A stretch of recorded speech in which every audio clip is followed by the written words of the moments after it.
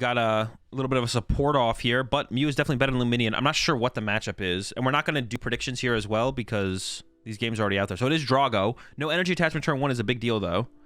And on the other side, Lugia? Bro, what a broken deck. There's the heads, of course. Oh, wait, we seen this, the player playing Lugia. We saw them win the win-in yesterday. Heads. Gonna go grab a Chops. And actually, if they get Klefki in the active here, Regidrago can't attack turn 2 because they have no way to accelerate energy into play with Ogerpon. They have to find Prime Catcher to get around it. So actually getting Klefki into the active here would be pretty good. Thoughts on DT / Missplit and Zard? No thoughts. No thoughts. They have Ultra Ball as well, so they got the double. Did he flip the coin or toss the coin up? He flipped it. He said as long as you know... Not responding to me, okay. Alright, there's Ultra Ball. Second Chops, and I believe has a Research in hand to follow up. So we'll see double Chops to the... Oh, maybe we're going for Lugia V instead. Goes for Lugia V. I don't know if I like that.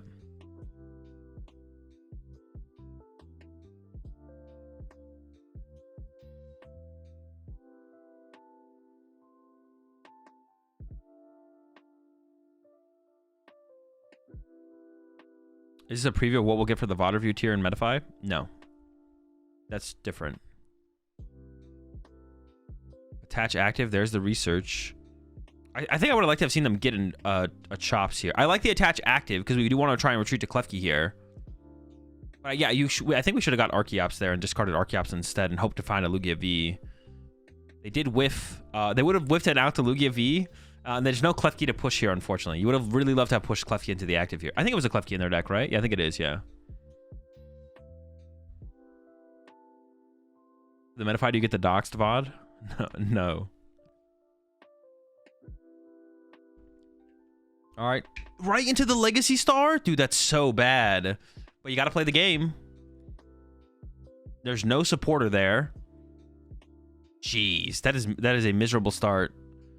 They probably have to take the Ultra Ball to thin out the hand here. They probably want to get the Ogerpon instead of the Nest Ball here. I don't know why they're grabbing Nest Ball over the Ogerpon. There's the Nest Ball. It depends how many Ogerpon they play, but you want 2 Ogerpon in play theoretically. So if you can Ogerpon into an Ogerpon, that'd be better. I think that was an Ogerpon, right? I think it was an Ogerpon in the discard pile there. I feel like you should have grabbed the Ogerpon instead of the Nest Ball there. Because then you increase your odds of finding an Ogerpon with an Ogerpon, which you want 2 Ogerpons ideally.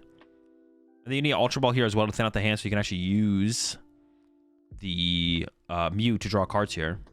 Yeah, there's a Nest Ball for an Ogerpon. Why would we not just grab an Ogerpon? Am I missing something here? That like reduces our odds of getting Ogerpon, or double Ogerpon this turn by taking another Ogerpon out of the deck. All right. Oh, but I guess we have the Ultra Ball, so I guess Ultra Ball... Okay, maybe that's fine, actually, because Ultra Ball plus Nest Ball becomes double Ogerpon. Maybe that is fine, actually. Yeah, I guess that is fine, maybe then. All right, we got a Vessel here. Getting rid of the Dragapult. Gonna go get a Fire in the Grass. Then we have the Ultra Ball to go get another Ogerpon, and then we can draw with the Ogerpon. I guess that's reasonable, because what else are we gonna Ultra Ball for anyways then, right? Nothing, right? We're always good, just want double Ogerpon off the Ultra Ball and the Nest Ball. So I guess it then does thin out the deck a little bit more efficiently. I guess it's all right then. An Ultra Ball away, Halucha and Boss. Here comes that second Ogerpon. And then we can Accelerated Grass to the Ogerpon. Accelerated Grass to the Ogerpon. Draw another card. And then we'll be able to Mew for 2 or 3 here. We'll see. Because we can attach, we can E-switch, attach Fire. If we draw a dead card here that we can't play, then we'll only get 2 off Mew. But if not, we could get 3. And also, if we can find Tina, like, it's possible we KO the lone Lugia off the bench here. Klefki bench, draw 3. It's a research. We keep going. What else we got? There's a research.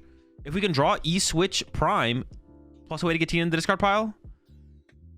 E-switch, but no Prime. But KOing Luminion is still pretty good here. What are the attacking options, though? We have Dragapult, right? And it's a pretty big turnaround from a no energy attachment turn 1 start. The first action was Legacy Star after we evolved. The first action was Evolve Legacy Star, and now we got the attack off. First 2 prize cards, get 6 on the the Lugia. And the 6 actually is relevant because this plays around the V-Guard energy moving forward. So we'll still be able to knock out this Lugia V-Star. Yeah, it's a pretty quick turnaround. There's no Minchinos established, but we could see a Weird Ear KO. It would be a lot, though. What would we need for the Weird Ear KO? 6. Was it 6? No, we can't Weird Ear KO, right? No, we could. We could Weird Ear KO if we put 4 double turbos on the Weird Ear or in play and then jet up the Weird Ear. So very unlikely. I also don't know if they play the Weird Ear. Not everyone plays the Weird Ear, so. Giving it some thought here. Attaching a jet over a double turbo. Interesting. And then eyeing up that Carmine. There is the second Lugia, or Archeops, excuse me, in the hand. So they go for the jet because they want the Lugia to be able to do 220 to KO Ogre Pawns and stuff later on. It is a Carmine being played. Was thinking about benching the Iron Hands, I'm sure. We got the Lugia V-Star, so we have the attack into the active here, but that's not very great. That's not very good. You'd never want to be... If you're 2-hit KOing Drago, when Drago has a prize advantage, you're usually losing. So this is like exactly where you don't want to be as Lugia. Heads. Oh man, I forgot this was best of 1. I was like, it's fine though. You know, if we lose this game, we can go into... Gosh darn it.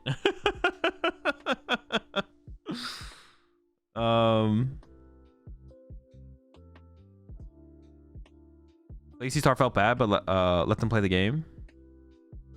Wait, you're talking to me or are you talking to the players?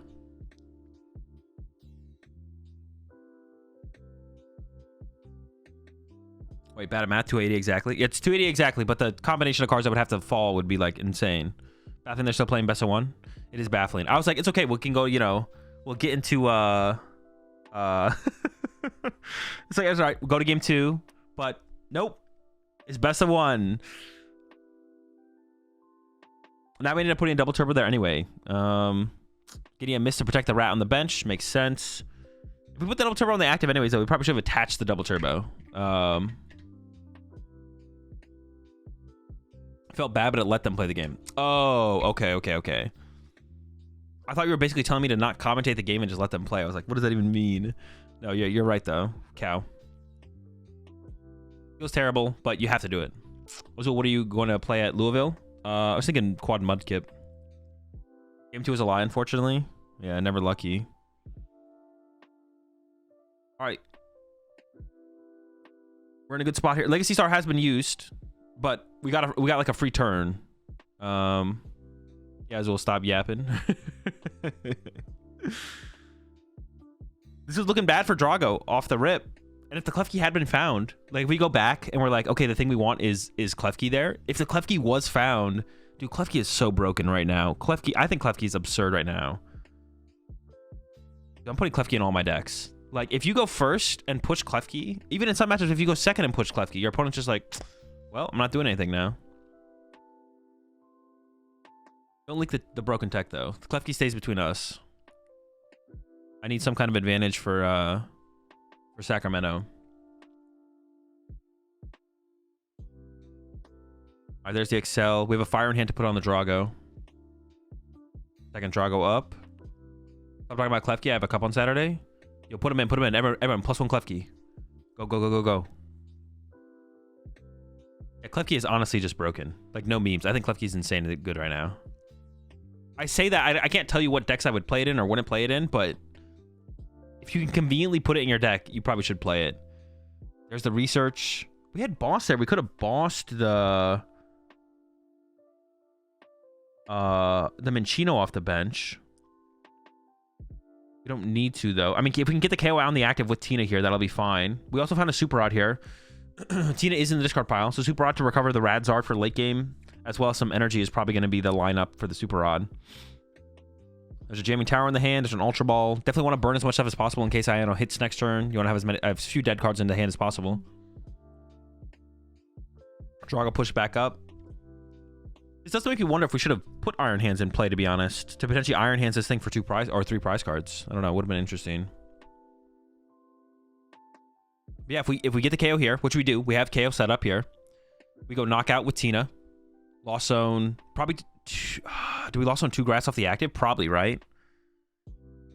Or Fire Grass would be fine as well, I guess. Just 2 energy off the active, I guess, would be the question. I think that's fine, though. Goes with the Fire Grass. Okay, so now a play. Okay, so a play on the Lugia side that I could see here. Oh, man. I mean, KO active plus Iono is fine. Yeah, Iono down to 2 plus KO active with Chinchino would be fine. That's a lot of energy. There's a Klefki. Wait, is it Klefki or a Mimikyu, actually? Maybe it was a Mimikyu the whole time. I've been hyping up the Klefki, but it doesn't even exist. You could go Archeops knock out the active, which is not great. But it's not terrible, right? I think moving forward from here, it wouldn't be terrible. Just go Archeops knockout active. It would be fine. I see the Water Pawn in hand. Water Pawn could KO active and Cleffa, but it doesn't really do anything for you to get the odd prize card now. It's kind of irrelevant. Ursaluna was top deck, so Ursaluna is an option now as well. You really want Iono here. You want to disrupt this hand to prevent the second draw getting set up. And honestly, the more I think about it, the more I like the idea of attacking with... The more I think about it, the more I like the idea of attacking with Ursaluna here, because it forces the Regidrago response. But if we attack with Archeops or Chinchino, it could be a knockout with an Ogerpon next turn, which I don't think you want to give them the Ogerpon knockout here. Oh no, but if you attack with Ursaluna, you lose if they knock it out. Okay. No, you could put the Legacy on Ursaluna, though.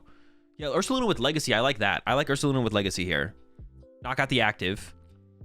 Yeah, I think I like Ursaluna Legacy here as the play. Because you want something bigger in the active. Letting them use Ogerpon to get a KO here is just not good. It's just not good to let them... Yeah, it's just not good to let them get the KO with Ogerpon here. Because then it means their Drago can just sit on the bench and be like a win condition against like any more situations, I guess I should say. All right, there's the Chops knockout. But like I said, this opens up... We can knock out with Ogerpon this turn. We don't have to use our Drago and then lose our Drago, which is the more powerful of the attackers here. So I think Legacy Ursaluna feels a little bit better there. Obviously, we'd lose to like Temple of Sinnoh plus knockout, but I think it's like fine. If it happens, it happens. Here comes the Super Rod. We're going to recover the Radzard, it looks like. And maybe just some grass energy to play for that Ogerpon play. I feel like that's probably the move here. So to just attack with Ogerpon. And then try and E-switch a grass over to our Regidrago.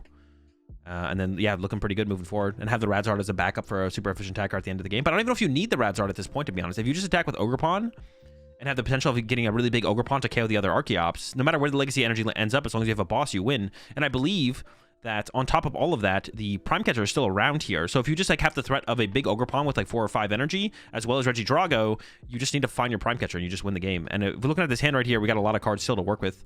I got the Pheasantipity to set up, got an E-switch to work with. I can move an energy over to the Regidrago. There's a ton of grass energy left. I see the Prime Catcher in there as well. They did get the Radzard back, but it doesn't feel necessary to have recovered the Radzard, to be honest, like I was mentioning. But it's not bad. It's the most efficient attacker possible you could have. So if you can get like an attack with an Ogerpon here on the active, as well as like attach fire to Radzard, that's pretty good still. But I guess you don't even need to attach the energy to the Radzard this turn either. We're not benching the Pheasantipity, which is interesting. At the trade-off of putting the Radzard on the bench. They're just a research. That seems fine. They E-switch from the Ogerpon to the Drago. I guess that makes sense. And we try and just... Once again, I think we still just try and attack with... Well, now that we drew Prime Catcher, actually, we could just Prime Catcher KO the Chinchino. Does that make sense? We could do that. But if we do that, then we're out of Gust. And then we can't get around Legacy Energy on the next turn. Would that be annoying? Honestly, for the situation, this feels like it's not that annoying. I feel like you just KO active and hold back on the... You just KO the active and hold the Prime Catcher here. But once again, I feel like we should have attacked with Ogerpon. The play that is open now here on the other side... Well, I guess this play was open up no matter what. Yeah, maybe attacking with Drago here is fine. Yeah, I guess it is kind of the same thing. Yeah, now I'm thinking like, well, what if they go Chinchino, Legacy on Chinchino, Iono? If we attack with Ogerpon, we would reserve Regidrago, but it's kind of the same thing. We still have Ogerpon as an attacker, and we still have Radzard, so I think it's fine. Taking a look at the discard pile here. They're in a really good spot no matter what. I don't love the idea of not having Pheasantipity in play, because I feel like the only win condition on the other side is a bad Iono, but depending on the composition of the rest of the deck, then it might be fine. But the thing is that they researched... They discarded Pheasantipity before they researched. So it's like they didn't know what the composition of the remaining of their deck would be until they had researched. So it feels weird to have not benched Pheasantipity over Radzard in this situation, to be honest. I feel like benching Pheasantipity over Radzard makes more sense because I feel like the Iono play is now more likely to actually hit and potentially trap us out of the game. At this point, it might not based on what's left in the deck. But it could again, but at the time we were going to play the research, we didn't know what we were going to draw into and what was going to be remaining in the deck at that point. So it makes me think that we should have put down the Pheasantipity instead. But we'll see. There's a Legacy Energy being lined up. If there's not an Iono, though, it doesn't matter. There's the ability to set up an attacker in the hand, I believe, right now, plus Prime Catcher. So there has to be an Iono here, or the game is just over. We'll see. I don't see an Iono in there. There is a Aroma, though, so if there's a Luminion in the deck, but no, but it looks like they're giving up on even the idea of an Iono here. No, okay. Yeah, no, they are just giving it. They had an Aroma. I don't know if there's a Luminion in the deck or not, but yeah, they didn't even, like, go for it. There's Charizard attached, Prime Catcher, knockout. That's game. That's top 16. Here we go. Top 8. We got Bidoof versus Minccino. A famous rat showdown here. Oh, we got some backup, though, for the Minccino. It is Lugia again. Everyone's favorite colorless Pokemon in the PokemonTCG. That gets out their second favorite colorless Pokemon, the Archeops. Backed up by their third favorite colorless Pokemon, the Rats, the Chinchinos.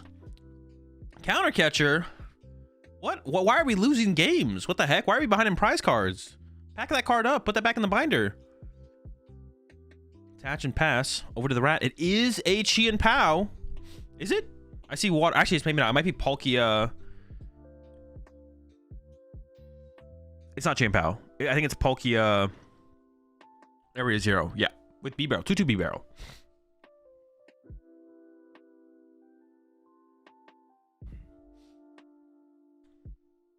I see the Squovette. We've used Billy. I do not see a Palkia in that hand. Articuno. Okay, the Paralysis.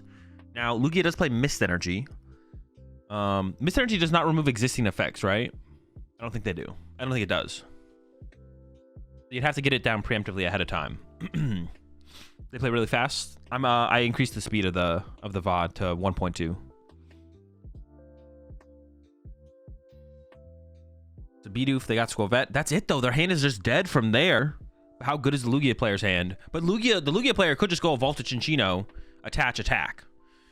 Which actually is, like, decent here for the board state. You just go and attach, active, evolve, attack. Oh, but they put the Legacy on the bench into the research and no chops. I would have liked to have seen that Legacy be put on the active, I think. At least attack with the active here. Ultra Ball? Double Ultra Ball.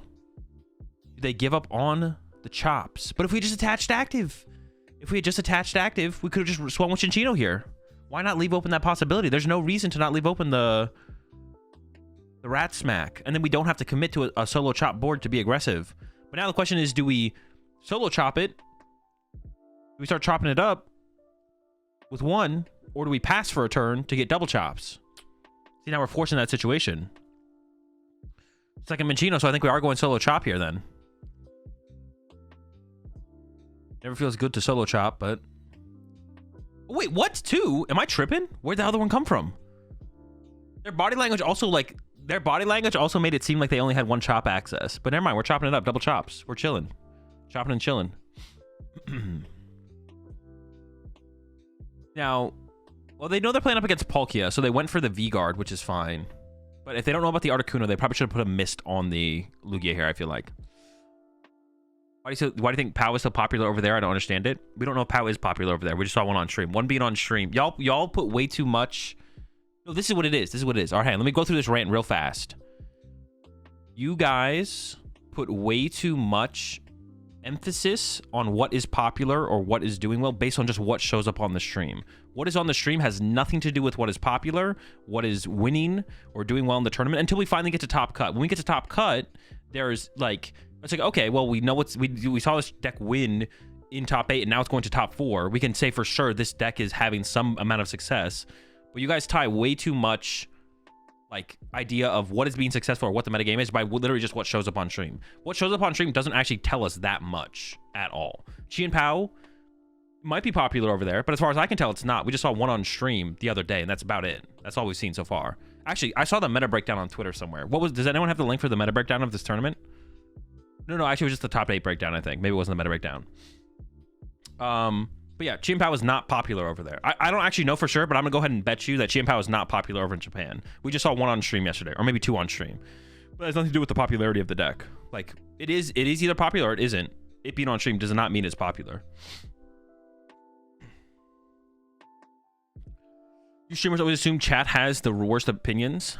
I'm not saying it's a bad opinion. I'm just saying, well, you're just like the way you're viewing it is just incorrect, is what I'm saying. You're just looking at it incorrectly. I'm not saying you have a bad opinion here. Also, my job is literally to decrypt messages and questions from chat. I am like, this is my job. My job is to read the text that comes through the chat and decipher it, and answer the questions. Like I know what I'm doing here. All right, I know what's happening.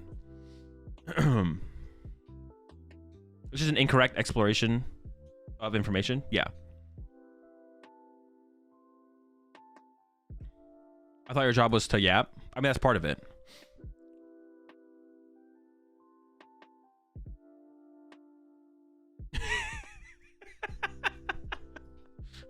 Why is PokemonTCG... Wait, yeah. PokemonTCG so popular in Japan? Like, every round I see two people playing these cards. I was like, wait, there's another Bidoof in the active with the water. We do have concealed cards access now. What, we played an Iono last turn as well? Wait. I'm just kind of tripping. And I'll let them keep cooking. I'll figure out where we're at. There's a lot of Pokemon in the discard pile.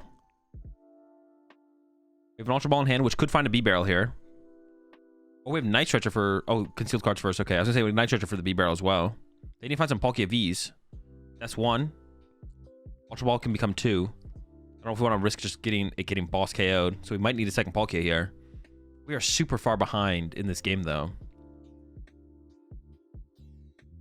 It is an Ultra Ball for a B-Barrel now. So it's going to be like, what? Retreat to Squovet. Retreat to Squovet, and then draw with B-Barrel, I guess. Oh, we're not going to retreat first? We're just going to lose our B-Barrel? I don't know about that. Sacrifice the Squav. That's while coming down. This does get us our Terrapagos, and then now we can bench the Hoot Hoot in hand as well. But we need to try and get a Terra Pokemon down before we bench the Hoot Hoot. But now we only have one Palkia in play, which means if our Palkia gets gusted, that's not good. We do have a Trumpet in hand, so we could Trumpet now to the Terrapagos, which we probably should just for the possibility of pushing Terrapagos up if our Palkia does get boss KO'd. But boss KO Palkia definitely is a pretty good play here on the Lugia side. But honestly, knocking out the active is like, that's still pretty good. Just continue to set up our rats, knock out the active.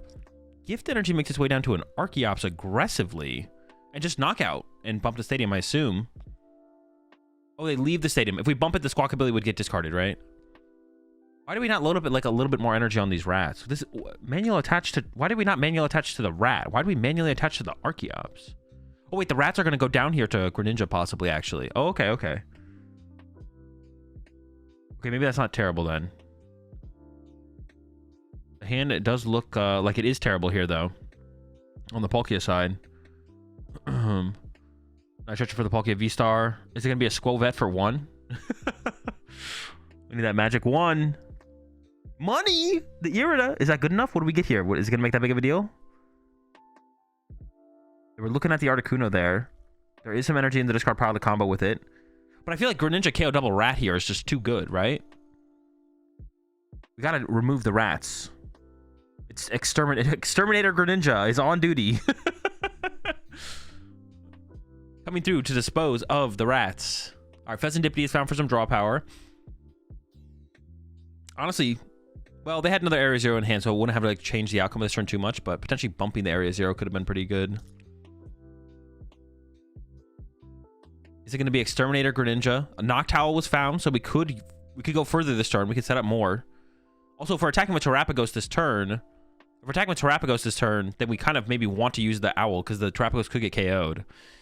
Terrapagos isn't even doing anything that aggressive. Like, are we punching the active for 240? Maybe we paralyze the active this turn with Greninja. Oh, not Greninja. Articuno. No, but it is going to be Exterminator Greninja on duty. Going on a rat destroying mission. That makes sense to not attach to the rats last turn because of the Threaded Greninja. I do agree with that play now that I've thought about it a little bit more on the Lugia side. At first I was like, I don't know about that, but yeah, the Threaded Greninja, the gift energy on the Archeops is still interesting, I guess, but so now at this point we're aware of the Articuno. The Articuno has been revealed. It seems like Articuno is standard though in these Palkia decks. I think every Palkia deck we've seen so far that's like this has played Articuno. Now we're definitely aware of it, though, on the Lugia side because they did just see it with Irida. So playing around that by putting a miss on the active and prioritizing conserving jet energy is definitely something to play towards, like to keep in mind as we see them continue to play out the turn here. Back-to-back heads. I assume they want... Ooh, I was going to say, I assume they want a Tails here to get Iron Hands, but maybe a Tails to get Luminion. But Legacy's on the active here, so Iron Hands really isn't an option this turn, to be honest. I would assume they don't play the basic Lightning. Here we go with a Great Ball now. Luminion for boss KO. 2 prizes would be nice. Well, they found a Lugia V. It's kind of whatever. The rest of the hand, I'm pretty sure, is just kind of dead now. It has an Ursaluna, but that's about it. Do Dragon Shields not exist in Japan? I'm not sure. They definitely have some brand of non-artwork sleeves because we see people play with them. We see players play with them, but I'm not sure if it's Dragon Shields or a different brand, like a brand exclusive to Japan or a different brand. I'm not sure what they're rocking. Yeah, the hand is just energy and Pokemon. The hand is literally just energy and Pokemon. But it's not, it's Ursaluna. There's Ursaluna. Ursaluna can respond to the Terrapagos if it makes its way to the active here. Chose to not bench the Lugia V last turn, limiting the options for attacks on the Palkia side here. Is it going to have to be just a Terrapagos push? It's a Palkia push. We don't have the V-Star attack anymore, so it has to be like an E-switch off the Terrapagos to actually get this thing attacking. It is a lot safer of an attacker here, though, the Palkia. So I do like the Palkia push here, to be honest. I did not add a whole ton of options to the hand. We already had an Ultra Ball, Nest Ball, Fan. Turo. Thinking about going in with the Turo. Owl first, though. There's the E-switch. Could also get Vessel, and that finds the energy. So that will get our Palkia attacking here. And then you could Turo up the Squawkabilly. And then actually, because the Palkia has the double turbo on it, it can't KO Palkia or Pheasantipity. Limit your opponent's outs here. Or, oh, are they gonna... They actually might Turo up the Terrapagos to lose access to the stadium. And then they can discard their Squawkabilly. And maybe some other liabilities as well. Goes for a hoot. I think it's going to be their play here, right? I think they're going to pick up the Terrapagos because they don't have an energy in hand now, so they need access to... Oh, no, but if you Turo the Terrapagos, you discard the energy. Oh, no, they do have an energy in hand. Okay. For some reason, I thought Turo was Penny. Turo's not Penny, by the way. Turo's Turo, Penny's Penny. Oh, they just Turoed the Squawkabilly. I guess that's the same thing.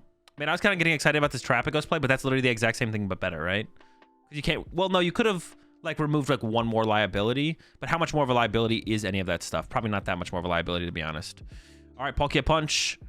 Another reason we want to keep our bench low, I guess, is we don't want to get 1 KO'd by Palkia. How much are we doing? 2... Well, that can't be right. 230 doesn't make any sense. Or am I tripping? Oh, the V-Guard energy. It does make sense, yeah. Wait, if we only had one more bench poke... Well, the V-Guard protects us, though. The V-Guard's pretty big there.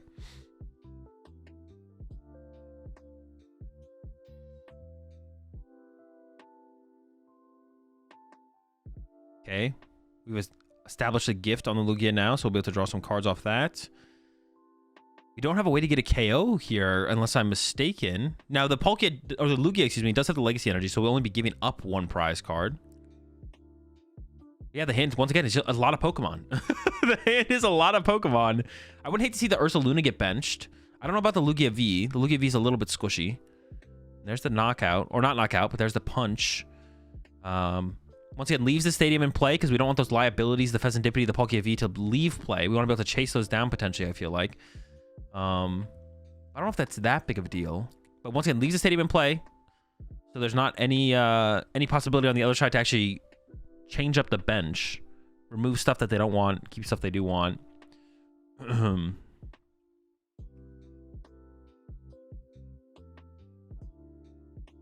Ultra Ball coming in. They're eyeing up Terrapagos. Is this on 1.5? It's what, 1 point... I think I have it at 1.25. 1.5 is a little bit too fast.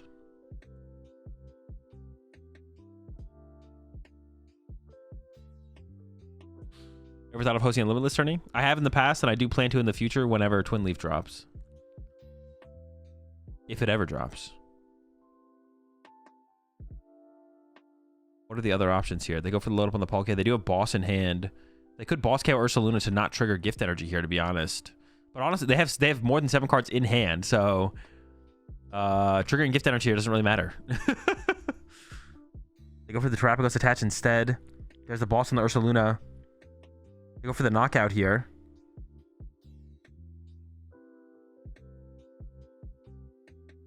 Yeah, just enough, right?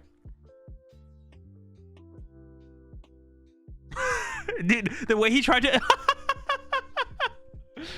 Dude, the way he tried to explain how much damage he's doing, he's like, all right, if you have a full bench and I have a full bench, I'm doing 260 damage. See, so take my Fan Rotom, take my Articuno, pretend Hoot Hoot's not here. You're knocked out. You're dead.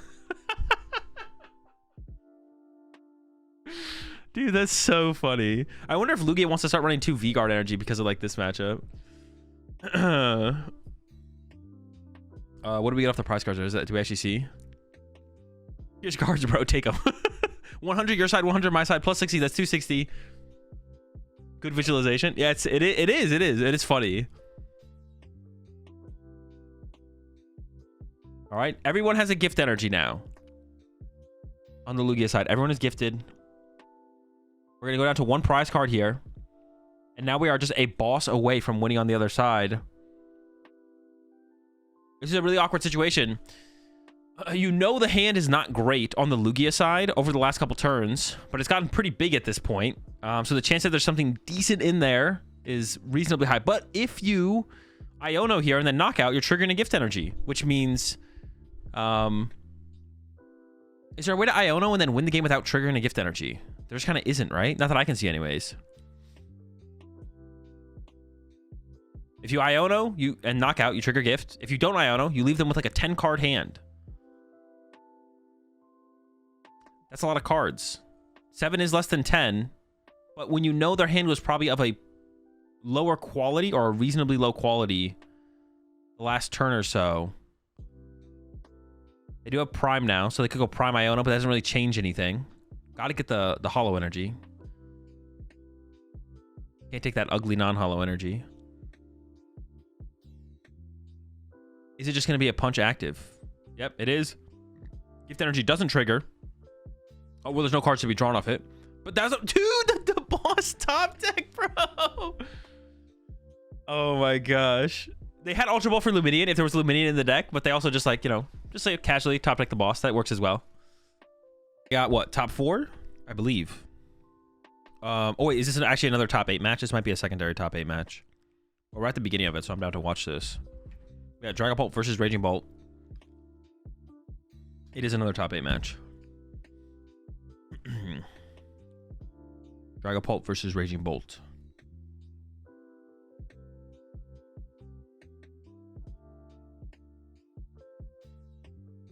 People think Lost Box Pika will be a thing? Maybe, probably not. I think Lost Zone stuff is pretty on the ropes. There'll probably be other good ways to play Pika though. Sorry, I just joined. When can I see this video of the secondary day? When can I see this video of the second day? What do you mean? You just want like the VOD of the video? The VOD of the stream? Did you mention the the R word? Did you see the other new cards they revealed? I did, yeah. We'll take a look at them here in a second as well.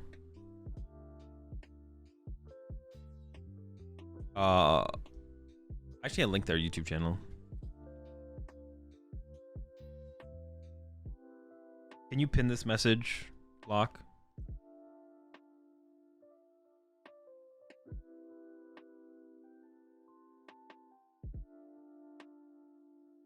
Appreciate it. All right, attach pass Pidgey. Not great, not good. You want more? We need more. That isn't enough. This isn't enough. And on the other side, looking pretty good. Double Vessel, Radiant Greninja, Ogerpon. They're stressing over the Palpad discard, but you definitely just discard the Palpad here. We have 2 Pokegear. Ooh, nah, you're wrong. Just get rid of the Palpad. What are you stressing here? We have nothing in our discard pile yet. We are about to knock out Lone Dreepy. Why are we stressing? You definitely get rid of the Palpad here. You double Vessel, Vessel away Palpad, Vessel, get 2 Grass, Vessel away a Grass, get Lightning Fighting, Ogerpon a Grass to itself, Greninja away the Lightning or the Fighting. Continue to progress through your deck from there, and then play gear, hit Sada, knock out Dreepy. Chillin'. You definitely want to extend a little bit further than you normally would have in a scenario like this, where knocking out the Lone Dreepy sets your opponent back a whole turn. We don't need to, like, Palpad Sada's back when our opponent's not playing the game for a turn. Maximizing our odds for that is definitely worth more. All right, here comes the concealed cards. There's the Sada. Okay, we're cooking. Goodbye, Dreepy. More stuff to work with as well. Yeah, we can go quite a bit further here. We have Vessel and we have the Greninja. We already have the energy for attack return, but there's no reason to not establish the Ogerpon and accelerate an energy to it. The question is, what do you give up? Could give up the fighting energy. That's fine. Switch card is interesting in this matchup though. I feel like you maybe want to keep the switch card. Switch card's more impactful in the Dragapult. The healing actually matters, not just the mobility. But both are actually a big deal for the way Dragapult can tackle this matchup. So I don't like that switch card discard. Switch cards are really, really good in this matchup. Once again, at this point, actually, maybe not. At this point, I don't think I would give up the Pal Pad. I think I would keep the Pal Pad at this point. But I definitely would keep the switch card here. I'm not sure what I'd get rid of instead. Maybe the Nest Ball. I think we could maybe give up the Nest Ball there. You could also give up the Fighting Energy and go get Fighting Energy and Grass Energy as well. And that would have been like fine. But using Nest Ball to establish another Ogerpon here would be nice. You don't need it though, so I don't even know if you want to get specifically an Ogerpon. You could go for like the Raging Bolt instead. They do go for the Ogerpon. I mean, it seems fine. Celebrate another Grass Energy. Keep cooking. Start cooking.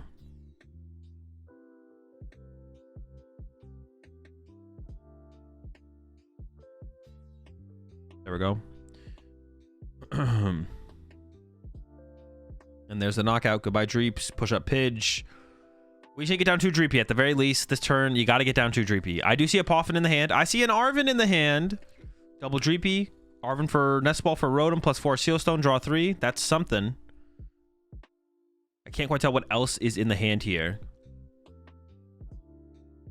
But here comes the Arven. We'll see what they grab.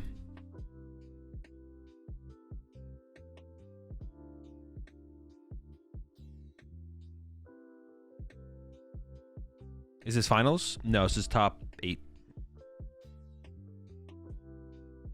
Okay. Rescue board. Ooh, the Cleffa. Okay. Yo, they cooking?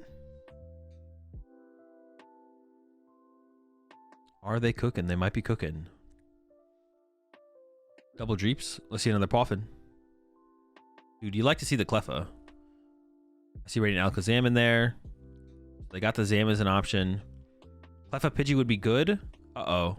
Oh, no. They prize Cleffa? No, what the heck?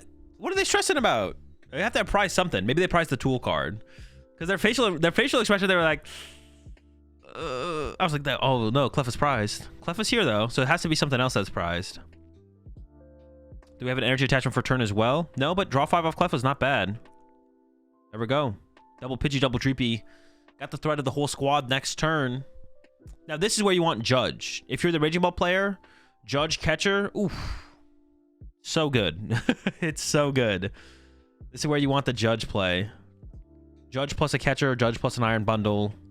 Honestly, Catcher, though, you want to KO the Dreepy. You want to go after the Dreepies here. There's a Pokestop. Oh, thinking about it. Hits the Pokestop. 2, 3, Trek and Choose. They might not play the Judge, of course. Maybe they don't play the Judge. But I feel like a lot more of these aggressive decks recently have been playing the Judge, so... Grass Energy. They are going to discard it. I do believe they have a Pokegear in hand as well, so they can reach a little bit further after all this this whole sequence here. There it is. Can we find a Judge? Nope. Oh, they don't play Judge. They play Iono. Not going to be as impactful here. They might play like 1 Judge, 1 Iono, but it might just be 1 Iono or the 2 Iono. I'm a big fan of Judge in these more aggressive decks. Well, they're digging, so I feel like this means they do play Judge and they're trying to find it. It's a Sada. I feel like the Iono is even a little bit more impactful than a Sada here because you're going from 7 to 6. So you'd rather play the Iono than the Sada, I feel like here. Establishing a bunch of energy in play isn't terrible, of course, but... And it looks like that's what they're going to go for. They're going to go for the Sada and set up a ton of energy. There we go. Draw 3. And that Cleffa is definitely dead. For sure. For another Vessel here. Then out the Squawk. Sure. I don't even know if they've attached return yet. They might be able to attach to the bench. They might have 2 G's, bro. Jeez, Raging Bolt's cooking. They might have 2... 2 Raging Bolts with 2 energy each. Discard the grass off the active. Oh my goodness. Maybe debating a Super Rod use here. Doesn't seem bad. Yep. Fully loaded. Goodbye, Cleffa. All right. So now even if a Dragapult gets set up this turn, it is going to die. There's a Crispin. I see a Pidgeot. I think it's Sparkling Crystal. I actually can't tell for sure. Maybe that's Neo Upper, actually? Yeah, I can't actually tell what A-Spec that is. I did see their Alakazam in their deck, though, so they don't have the Radzard. They don't have the Radzard. It's Crystal or Neo. I can't tell which one it is. But they have Crispin in hand, so they have Candy, Dragapult, Crispin at the very least. At the very least. Yo, appreciate the raid there. A Swedish Fish official. We had a good stream.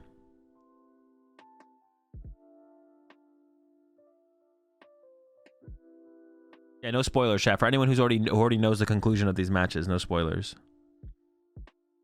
Or you're gonna get a 24-hour ban. Alright, that's the Crispin.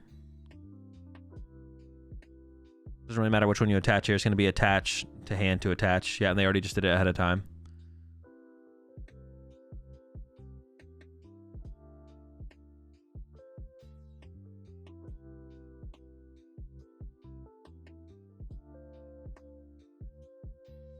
All right, here we are.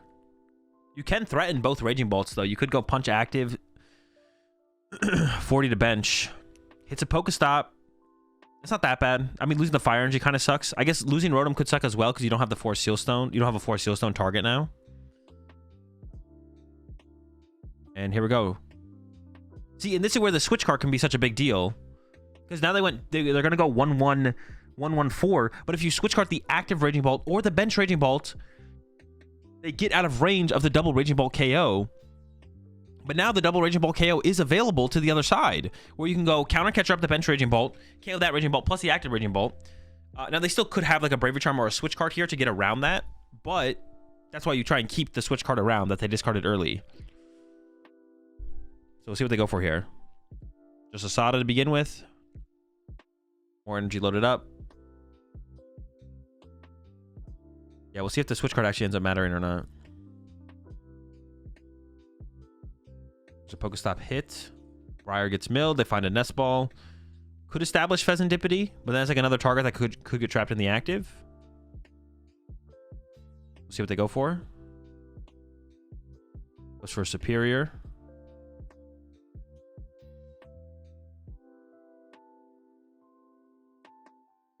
Dude, there's so much energy in play. Holy smokes. Honestly, getting down a third Raging Bolt this turn with an attachment seems pretty decent, to be honest. There's like the threat of double Raging Bolt going down next turn. Here comes a Palpad, probably just to recover double Sada. Or Briar Sada. They're going to prioritize the Briar here. Which I guess does make sense here, right? Because then you could go like Ogerpon, KO up Pidgey or something.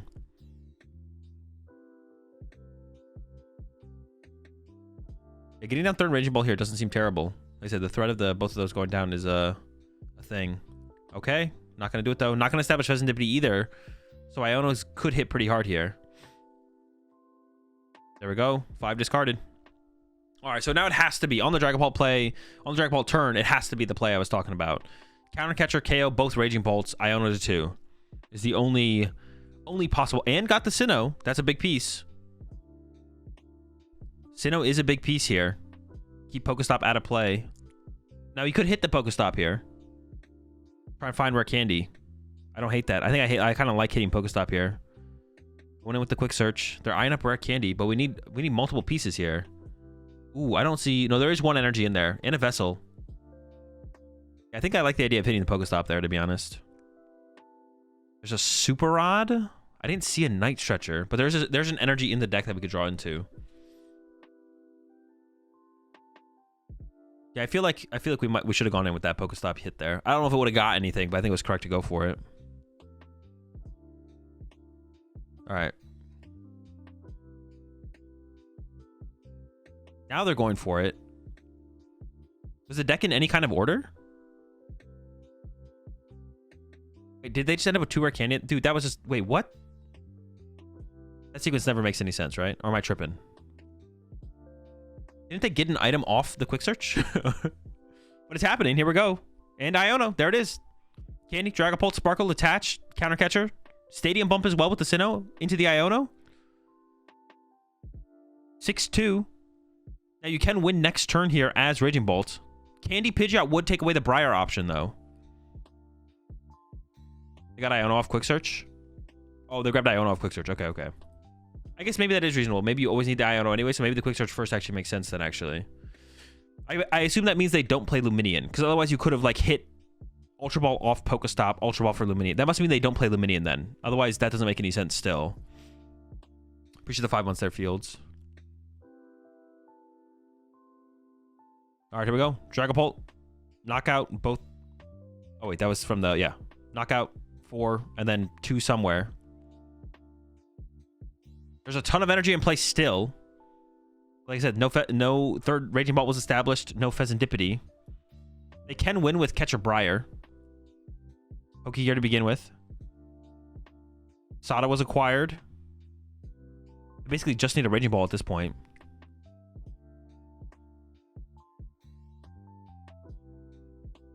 Or Lum could have been prized. That's true. I guess we don't know what their prize cards are. That's also fair. There's Bolt. There's Sada. They only need, what, an energy here, or an energy recovery card. There's the Retrieval. The Fightings are back. Retreat and Bolt KO. Cleffa start into the Raging Bolt. Raging Bolt is going first here. The opening hand looks fine. Hits the Pokestop. Hey, got a 3. Not bad. Can't complain.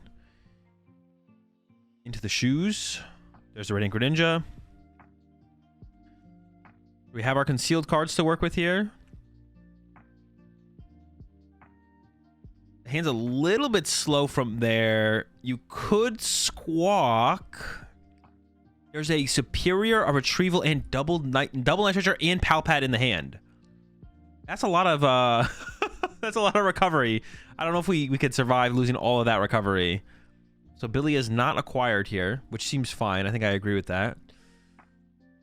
On the other side, there is a Pokestop hit immediately. Ooh, also not bad. Nest Ball, Ultra Ball. Only discarding a Fire.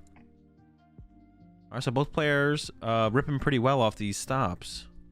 So one of the things you want to prioritize in this matchup as Regidrago is Radzard. You just want to, like, get down Radzard early. And even potentially get an energy on it. Like, you almost want to split your energy between, like, a Radzard and a Drago. If they KO your Drago, you can attack with Radzard. If they KO your Radzard, they KO to one prize, or you can go with Drago from there. That is something you do want to do. Radzard's not prize as well. We're getting another look at the prize cards here. So, like, ideally, you don't even need to get down double Drago per se off the rip. If you get down Drago, Radzard plus some pawns, that's fine. Now, the Raging Ball player can just go 2 prizer, 2 prizer, 2 prizer, but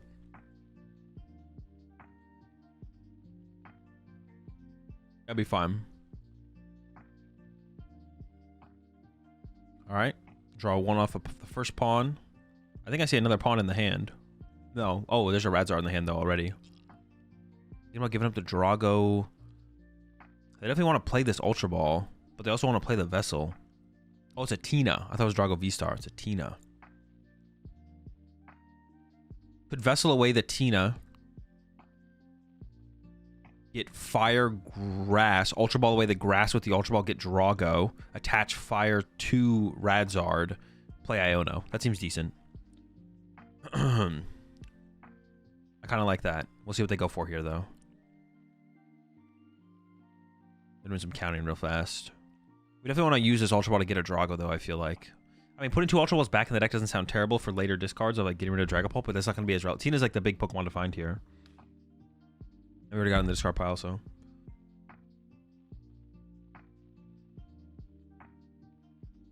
I think they started shuffling, forgot they didn't get the Fire, and then asked if they could go back and get the Fire. I might be trolling, though. That's a lot committed to the Radzard. And the Iono without playing the Ultra Ball? Dude, I don't...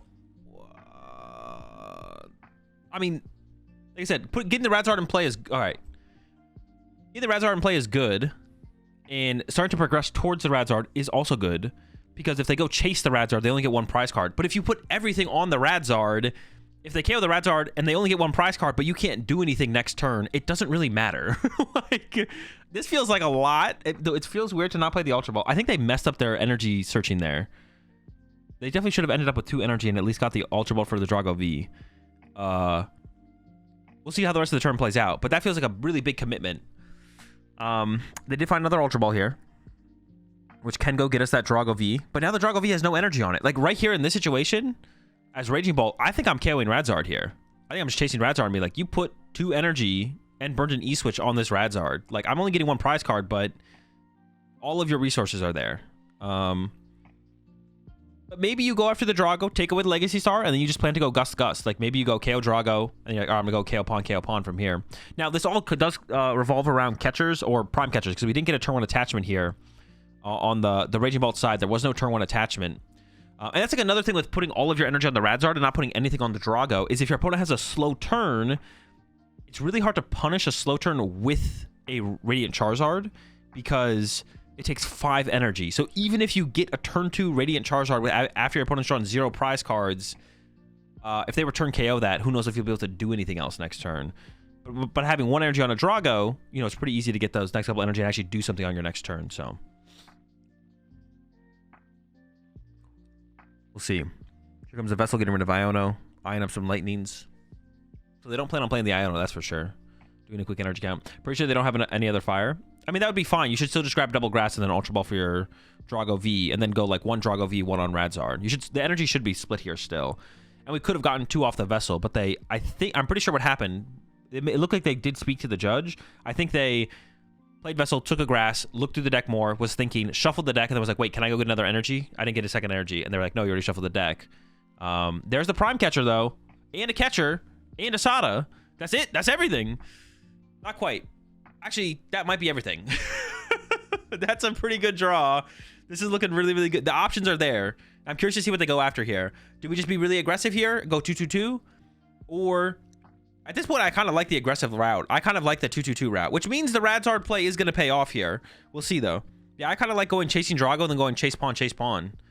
I think you're going to win that route here with this kind of hand. I mean, Iono could always like throw it off. Yeah, they're gonna go the aggressive route. I think I like this. I think this makes the most sense. Especially we got the catcher heads and we have prime catcher to back this up, which means if we can establish an attacking Raging Ball to combo with a boss at the end, that's all we need here at this point. There's the knockout. Boom. All right, the Radzard play. It's gonna work out though. Radzard's online here. Another thing that could have been played around here actually on the Regidrago side still could have been to not bench the second Ogre Pawn. Because then there's not 3-2 prizes in play. That would have actually been interesting if they hadn't benched the second Ogre Pawn, to be honest. Because then it's like, okay, do you really go after the 2 prizer then as Raging Ball, or are you forced to chase the 1 prizer? I don't know, would have been interesting for sure. If they have enough energy on board, they can Briar the Radzard too. True, yeah, I forgot about that. Yeah, because this Radzard is going to have 3 energy on it at least, right? So we could see a Radzard or a Briar Pawn KO Radzard. The aggressive is because he used Pokemon Catcher. I mean, no matter what, we were not KOing Cleffa there. They had Prime Catcher in hand. So if they whiffed the Catcher heads, they were going Prime Catcher that turn. At that point, though, they maybe go after the Radzard instead. All right, there's a Pokestop hit. Penny was discarded here as well. They actually had the Penny, so they could have picked up the Ogre Pawn, but they need to progress further through the deck here to even have a chance of actually KOing the Raging Bolt this turn. They do just need that fire energy, though. If they can get the fire energy, they get the knockout here on the Raging Bolt.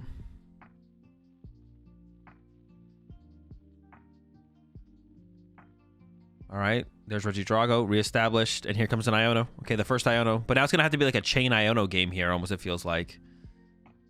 The biggest thing, of course, here is that they have to find the fire energy. They only need fire energy here, though, I believe, right? Like they just need a fire, and they get the knockout. What's the energy cost again? 5? Yeah. No fire yet. They only have 1 more draw here with a pawn. Oh, we still have Dippity. Okay. 1, 2. No! That's terrible. But the Raging Bolt player could whiff themselves. The Raging Bolt player could whiff as well. And if they whiff, then you have another turn to like kind of restabilize as Drago. That's a pretty big whiff, though. Kind of hard to power up Bolt plus Briar the same turn, especially if you are left with no energy on board. Well, powering up Bolt doesn't matter. Briar has to combo with Ogre Pawn. Bolt can't use Briar, or can't take advantage of Briar. It has to be the pawn.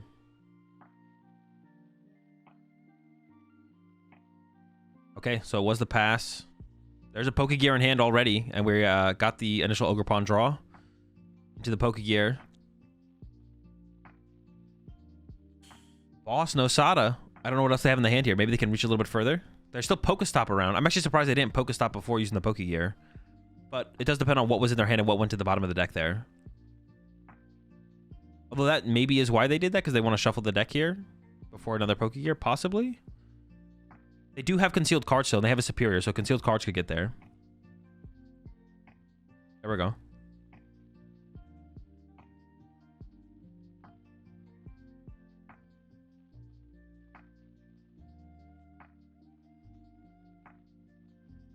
Wait, do they have a Pokegear? Do they have a Palpad in hand? They could have played the Palpad, right?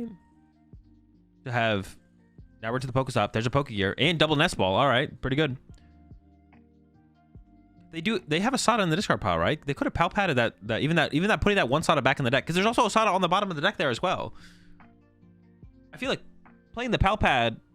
Wait, have they Sada'd yet, actually? No, they have Sada'd, right? I feel like playing the Palpad before the initial Pokegear makes sense, because there was a Sada on the bottom from the Iono, and then there's a Sada in the discard pile as well. So that has to increase our odds there. So we should have opened up our sequence by going hit Pokestop, hit Pokestop, play Palpad, play Sada, or hit Pokestop, play Palpad, play Gear, I think. We do have another Gear here to work with. Is that not a Palpad? Maybe I'm tripping. Pawn first, of course. Makes sense. Well, unless there is a Palpad in the hand, I think we should Palpad the Sada. All right, into the Gear. No Sada again. There's a Briar. I swear that's a Palpad. Yeah, I don't like the sequence here. I think it should have been stop, Palpad, Gear. Hitting Sada here is just so good. KO in the active is so good here at this as well. We don't even have to KO anything off the bench. KO in the active is great. I mean, we're still in the winning position here as Raging Bolt, though, because they whiffed on the Charizard player whiffed, or the Drago player whiffed. Now we can whiff. That's fine. Because they whiffed, we can whiff. Aren't they going to the Pokestop Vessel? But they milled the fire. How many fire did they play, though? Someone in chat was mentioning maybe they play 2. There is one prized, but if they play 3, there should be another one in the deck here at this point. We're fine if there's another one in the deck. Is there another one in the deck? All right, here comes the Vessel. Goodbye, Kyurem. Fire, Grass. Okay, there's another fire. So we got the Radzard knockout here.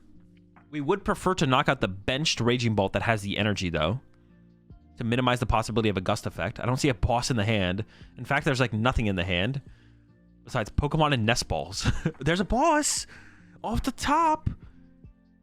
Dippity, I guess, there's an argument for Dippity as well, though, to be honest. Dippity actually might be better than the Raging Ball. I could be wrong on that, actually. It might be better to chase the... Actually, the more I think about it, it probably is better to chase the Dippity. Removing one energy from play...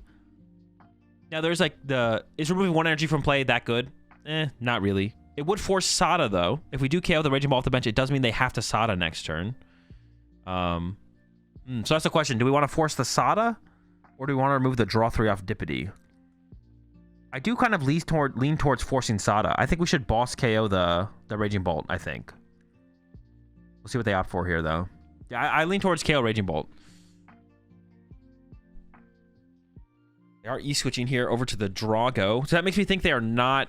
If we're E-switching to the Drago, that makes me feel like we're not KOing the Raging Bolt. Yeah, because if you're going to... If you're E-switching to Drago, that means you're playing around the possibility of Iono. And you can't get Iono'd if they have to Sada.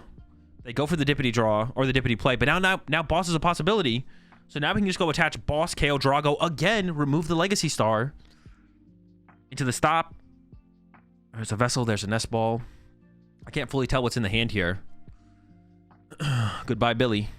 Prime Catcher was not in the hand, though. That's for sure. Loading up 2 Grass.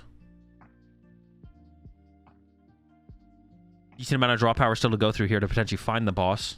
And if we whiff, we can always Sada into Prime as well. I think we have Night Stretcher for the Dippity here as well. That's like another thing with KOing the Dippity here as well. Hey, let me expand on that a little bit further. KOing Dippity here like makes even less sense because we're not disrupting their hand. If we're not disrupting their hand and we are KOing the Dippity, there's just a decent chance they have Night Stretcher to recover the Dippity and then draw again with Dippity. The more I think about it, the worse the Dippity play is, to be honest. We should force the Sada here. We should 100% force the Sada. Yeah, the more I think about it, the worse the Dippity KO is, and the better the Raging Ball KO is. Because they have a massive hand. We didn't disrupt their hand this turn. Yeah, they have a massive hand here. We didn't even disrupt it. Yeah.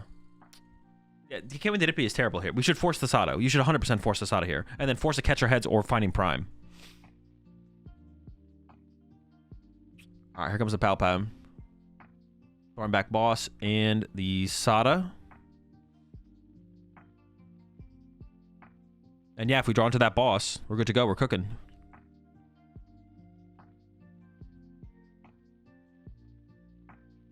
Night Churchers are in hand as well, so if they want to draw with the Dippity, they definitely can. Pawn 2. Pawn into pawn into pawn into pawn.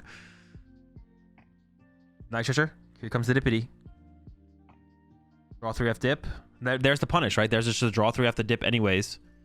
No boss. Found Trek and Choose. Could also always Sada into the Prime Catcher. Concealed cards is still available as well. And we do have recovery for the energy if we do concealed cards. I feel like we maybe should Trek and Choose first, because if Trek and Choose hits boss, then we can just attach the lightning, but there goes. There's a Pokegear. Once again. Closer, or still have potential to hit the boss here. Should probably Trek and Choose first, and then Pokegear. Once again, I believe the goal here now is boss. Oh, there's prime. That works as well. But we would prefer to boss. If we can boss here, we definitely would rather boss this turn, save the prime for a future turn.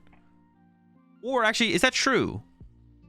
Because we could set up our Raging Bolts to be able to attack no matter what. No, I think you would... So we could make it so we have to just reach really hard for boss, or we can make it so that we have to Sada, get Sada, and then also find prime. But then we could Sada. They're going to go with the setup bolts and not have to find Sada later. I actually don't know what the correct play is here. Is either we should reach for the boss, or does he still have Briar? Does still have Briar. Yes, Briar is in the deck here, I believe. It got milled, and then it's in the hand, actually, I think. It might be in the hand right now. So Briar's still a possibility as well, I guess. We could Briar knock out the active, or we can find boss KO off the bench as well.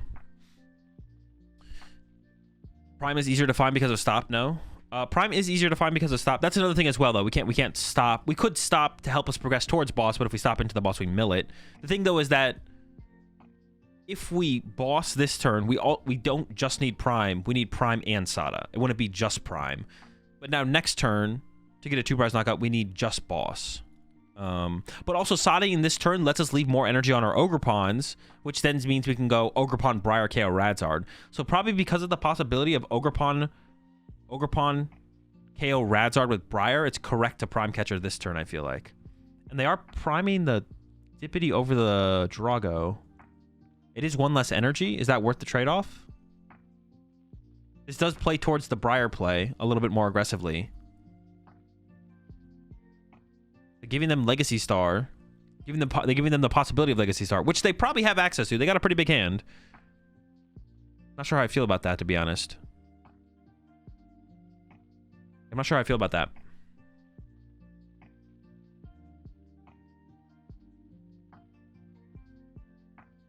All right, they're doing some cooking.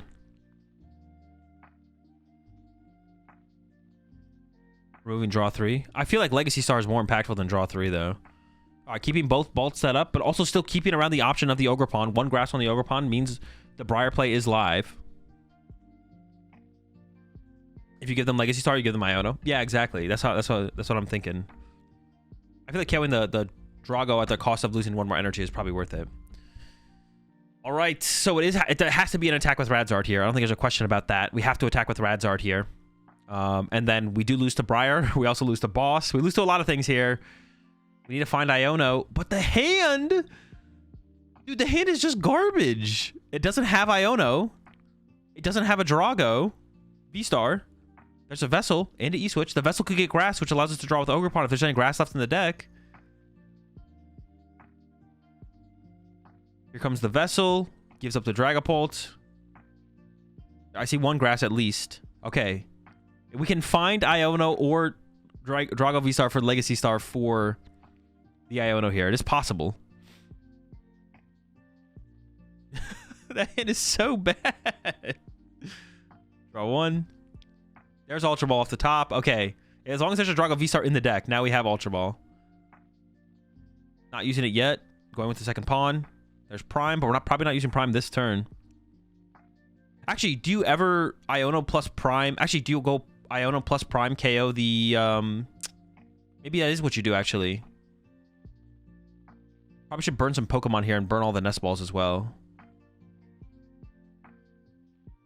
Yeah, you KO the Dippity, right? I'm trying to think of a reason to not KO Dippity. I feel like it is Prime KO Dippity plus Iono here, as long as we have access to a Legacy Star. Is deck size enough for Legacy Star now? Yeah. If we're an Iono, our hand goes back to the deck. We'll be fine. We're not going to deck out. Dude, they are cooking.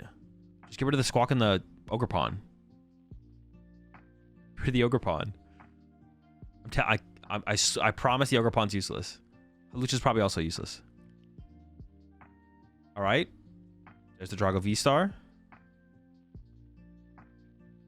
You can get us our Iono.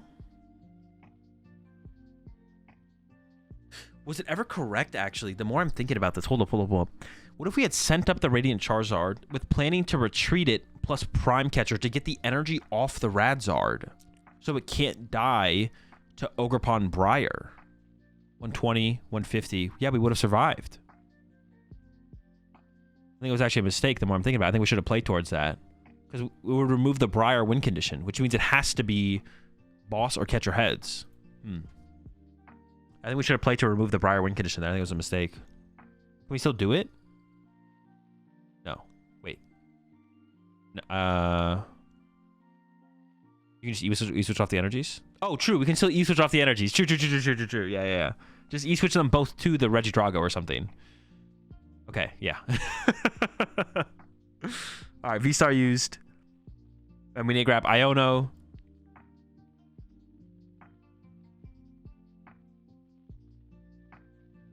Did we mess up? I think we were supposed to play the Prime Catcher first, right? Because we want to get Iono, Prime KO Dippity, and then we want to have Prime for next turn to Gust again, right?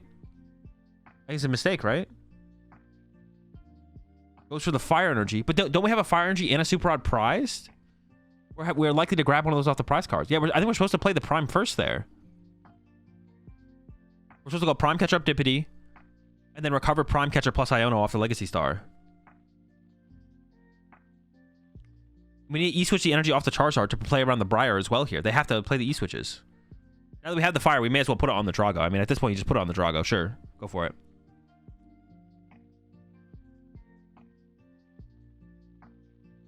His issue is now Iono plus KO Dippity needs to lead to Bolt not drawing Gus, which that Bolt deck looks thin. I mean, it's not a problem. That's not a problem. It's always just like, what is the best line of play? And that's the best line of play. If it works, it works. It doesn't. If it doesn't, it doesn't. It's not a problem because we don't have a solution for it. There's no such thing as a solution for that. The best line of play is simply the best line of play.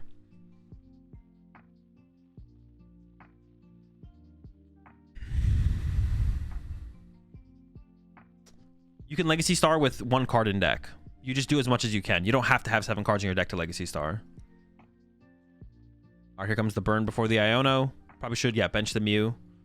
But not playing the Prime Catcher. So they're just giving over the Dippity draw? That can't be correct, right? Why would you giving your opponent the Pheasant Dippity draw makes no sense, right? Am I missing something? I guess maybe at this point they realized they also only E-switched one energy off. They E-switched one energy off, and there's the boss. You have a hand at bottom and boss at top. Oh, I see what you're saying. Because they palpated the boss back to the deck. I mean, you still have to do it, though, right? You don't have a choice. Maybe there was never a win condition. Maybe it was 100% out to win the game, to be honest. Maybe it was 100% out to win the game. I guess it is 100% out to win the game if you don't KO Pheasant Dippity, though, right? Because it's like a 6-card deck. Draw 3, Pheasant Dippity for 3. You always guarantee boss. And you could know that as the Drago player. Maybe it's an unwinnable situation, though, depending on how many cards are actually left in deck. Yeah, now you always lose because you didn't KO the Dippity. But you were probably going to lose anyway. You were probably going to lose anyways, but it's still incorrect. We should have KO'd Dippity there for sure. So the sequence on the Drago side needed to be E-switch 2 energy off, Prime Catcher, Legacy Star, get back Iono plus Prime Catcher to force the win next turn. In case the Raging Ball player does whiff and they push Greninja pass, you need to be able to get around the Greninja. We got the other top 4 match now. Lugia versus Charizard. Once again, I just want to say, because I love complaining about it, dude, It is so much worse watching best of one. Like, I still enjoy watching these games of Pokemon, but it's so much worse. It's so much worse watching best of one compared to best of three. So much worse. Holy moly. I want to see a second game, bro. Like, it's so unfulfilling to watch two players play against each other, and then, like, it just ends in one game. When, like, the potential of a best 2 out of 3 is there. They just have to shuffle up and play another game, and then if the other person wins, play another game. There's so much that can, like, change about how they play or approach things, which is also cool to see, just how watch people adjust their play depending on what their opponent's actually playing and, like, certain, like, counts of cards and stuff like that. It's so unfulfilling to watch a best of one. It's so unfulfilling. So unfulfilling. All right, we had Lugia pass, no chops in the discard pile, and now over to Charizard playing Iono. They found themselves a Rotom and a Poffin. Does not get much better than that. That's what you want. You want Rody Poff or Clefaipoff. That works as well, but Rody Poff will do. So we're going to see some Manders got here. Probably one Mander, one Pidgey, and then draw with the Rotom. Doing a quick prize count before they lock in the choices, but it's almost definitely going to be a Charmander and a Pidgey here.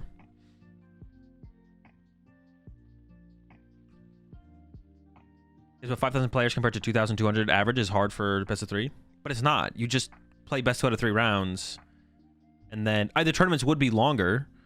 So the question would just be like, do they want the tournament days to end that much shorter? Sure, I guess like if they want to say that, sure. But if you say you're fine with tournament day lengths at our tournaments, then it's like you should apply that over there and split it up into 2 different tournaments. And split up 2 halls. Tournament group 1 is group A. They already played in this tournament. They already split it up into 3 groups. They had groups A, B, and C for the 5,000 players. They were playing 3 different tournaments day 1, and then they combined all of the X2s into day 2. Like, everyone into day 2 was combined into 1 tournament, but in day 1 they had 3 different tournaments running. You just run 3 1,000 whatever player tournaments. 1,000 what? 650? 1,700 player tournaments, and then boom, you're potted, good to go. At that point, the tournaments are smaller. UTI has done flights before, right? Yep, they did at Nationals. They've done IC. The IC that I won is when they stopped doing it at ICs, if I can recall correctly. But they did it at the IC that I won, the NAIC that I won, and they used to do it at Nationals every single year. All right, Minchino's been found. No chops still in the discard pile. We have a Great Ball in hand, though, to work with. I don't know what else is in the hand, though. Here comes a Great Ball. And Nest Ball first to try and increase our odds of finding chops, I'm sure, off this Great Ball is the idea. Even Lugia V-Star would be better. There's a chop. Chop 1. Secured.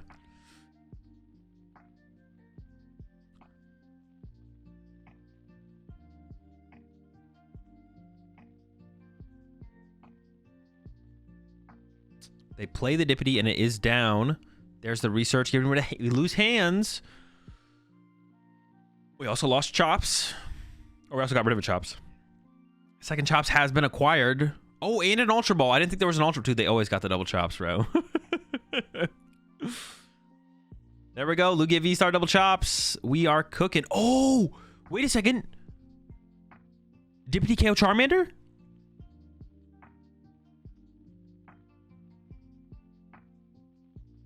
Isn't Dippity KO Charmander? Thoughts? Comments? Concerns? Is it the play? No! Why do we not KO the Charmander here with the Pheasantipity? We do that, right? That's gotta be the play. I'm not missing anything, right? Like, that's the play here, is Dippity KO lone Charmander. That's such a huge oversight there. Duskull ain't... Duskull ain't shit. Who cares about that guy, bro? He doesn't have 330 HP and hits us. Yeah, the Dippity play's gotta be the play there. All right. Here comes Ultra Ball number 1. Pidgeot's been secured. I assume that means they have Rare Candy in hand. They also have Ultra Ball in hand and Boss. So they could Boss KO Minchino off the bench here. They literally have Boss KO Minchino in response to this, removing the only threat that can KO Charizard.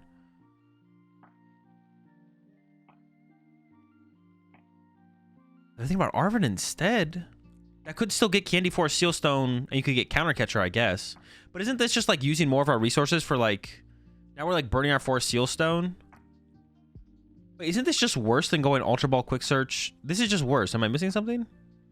No, I guess we get a quick search. We get one quick search. No, no, no. We get to keep the Iono and the boss. We get to keep the Iono and the boss. Okay, okay. So do we want to use our Force Seal Stone or do we want to use our Iono and boss? Okay, this is like about equal then. We get to keep boss Iono as options for next turn. But we do lose a counter catcher. It's probably fine. Yeah, this is probably correct. I'm actually not sure. I kind of like the boss still. Because then we get to keep Force Seal Stone. But our Rotom's going to be a big target anyways. So we may as well get value to our Force Seal Stone now. No, this is probably the better play. This is probably the better play. Because boss KO Rotom is like a really good play on the next turn. Oh, wait. We searched out what? Dippity? What? Wait. What if we whiff?